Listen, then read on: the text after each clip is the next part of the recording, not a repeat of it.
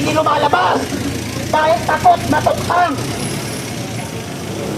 Hindi ba alam ng mga estudyante yan kung bakit ginawa ang war on drugs? Kaya ginawa ni PRD ang war on drugs hindi para sa kitatay mo, hindi para kitito mo, kilolo mo, para sa'yo. Kasi kung hindi ginawa ang war on drugs, automatic yan, next generation, pati mga estudyante, adik na yan. Sana maisip ng mga estudyante yan. Kaya binuo ang war on drugs para iligtas tayo na kabataan, ilayo tayo sa krimen at pagiging adik. Kasi alam natin nung panahon ng mga dilawan, may mga palengke ng shabu. Di ba? May mga tindahan ng shabu na parang palengke na hindi tinatago. Alam niyo ng mga pulis natin. Marami rin sa kanilang gumamit dati. Yung pinatapos natin na bagsilan. Diba? Oh. Ano pa? Yung mga ginawa ng estudyante, yung ang talong mga estudyante. Ayaw namin estudyante kasi wala nagawang proyekto. Gusto namin sigang kakilo. Kaya nagtapo, kaya nagtapo, no? Kaya siya naging tapo sa Senate. Maraming pumotong estudyante. Bakit? Dahil sa libreng kolehiyo, libreng edukasyon. Para sa mga estudyante, para kaalaman ninyo, mag-research kayo. Hindi si Bam Aquino ang principal author ng libreng kolehiyo. Si Ralph Recto na buhok na ngayon. Yan ang principal author ng libreng kolehiyo. Noong panahon ni Melia Defensor, isinulong ang libreng kolehiyo. Hindi pinirmahan ng Kalbong Pinoy na Aquino. Anong sabi niya?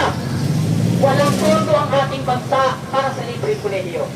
At kahit beses yan isinulong ni Melia, pero ayaw pirmahan ng presidente dahil walang pondo ang gobyerno daw.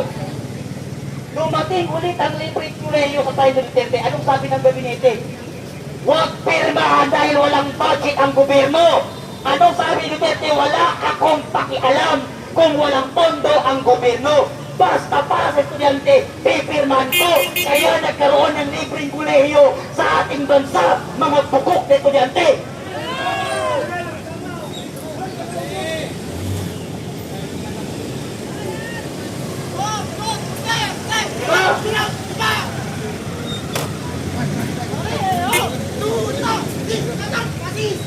Adik, bangat, lutang, bukok, adik. Lutang, adik, lutang, lutang, lutang, adik. Lutang, adik, lutang, adik. Lutang, adik, adik. Adik, lutang. Adik, lutang. Adik, lutang. Bukok estudyante. Tarang-tarang estudyante.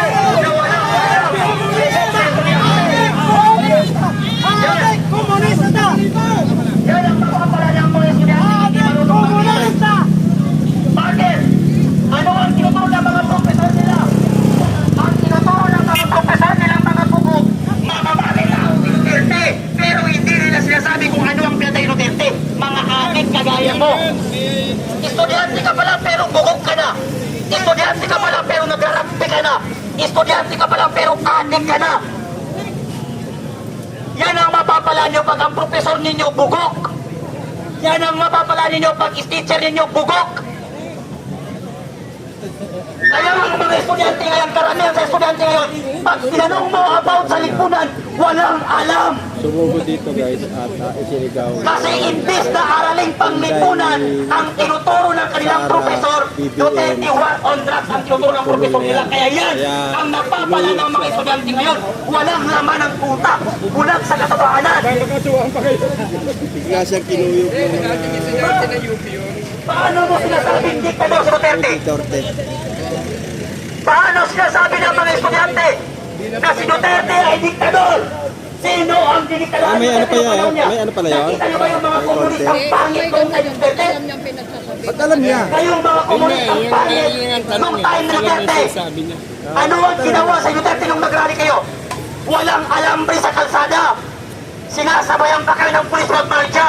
Binibigyan kayo ng Sabi pagkain. nung mga Ibinok kayo sa hotel.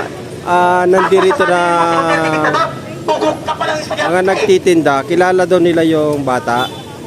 May ano daw yun guys, may kumbaga sa ano, may kulang sa pag-iisip o mayroong problema sa pag-iisip. At sabi nga nila, kilala raw nila yon. Pero nakakapagtaka, bakit alam niya yung usapin? Ay, yun lang, no? Ay, kahit tayo nakakapagtaka, nagkakapagtanong, bakit alam niya yung usapin? Eh, nag-init tuloy yung mga nandito na mga pro Duterte. At muntik pa siyang makuyog. Kung gusto nyo, isama nyo pa pati profesor ninyo, pati principal ninyo. Kung hindi ba kayo kontento, pumunta kayo ng Malacanang. Yayain nyo si Claire Castro. Isama ninyo, magpatong-patong kayo ng mga profesor ninyo. Patutulayan ko sa inyo, lahat kayong bugo. Yan ang mahirap sa atin. Bulag tayo sa katotohanan, pingi pa tayo sa katotohanan. Yung mga estudyante, ano ang napalanukakaan sa liberte ninyo? E di ang daming nire. Ang daming na Kaya ano pala yun, may... May diferensya kasi dati naman, si dati na UP yun eh. Yung ang kinukuha yun. Eh ngayon, bumagsak sa ano siya, hindi na napagpatuloy. Pero ang nakakapagtaka, alam niya yung usapin, Yun no? nga eh. pumunta ka ng Paseco, Hindi, nadidinig na lang naman ngayon. pumunta ka ng Quiapo, Divisoria, Bulacan. 8 years old pataas, nagkarapi kahit kasiksigan ng araw. Tapos anti-Duterte, mag-anti-Duterte kayo hanggang sa dulo. Ipa-impeach nyo si Sara hanggang kayo mga estudyante, matauhan kayo sa pagiging bobo ninyo.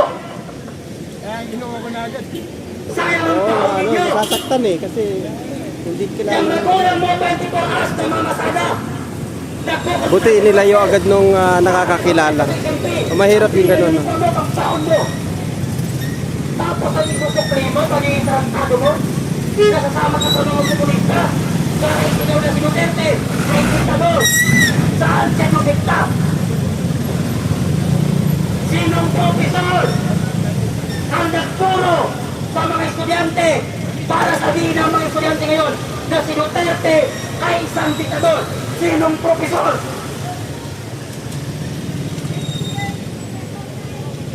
Si John Masison, nakalito na lahat ng presidente masama sa kanila dahil ang gusto niya siyang maging presidente. Alam niyo yung nangyari sa Cebu dati? Sa Visayas? Yung isang munisipyo, walang nakaligtas. Pinatay lahat ng PNPA. Pagkita ang sistem, pinapakamatay nila. Nagpinay ba kayo?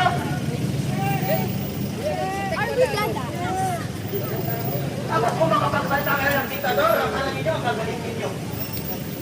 Magsama-sama kayo, suportahan niyo si Renico dahil yan ang pag-asa tungo sa kamatayan ninyo. Tapos pag pinoma kayo ng kumputalos sa ninyo, nagbigyan kayo ng mga football, pag pinoma kayo,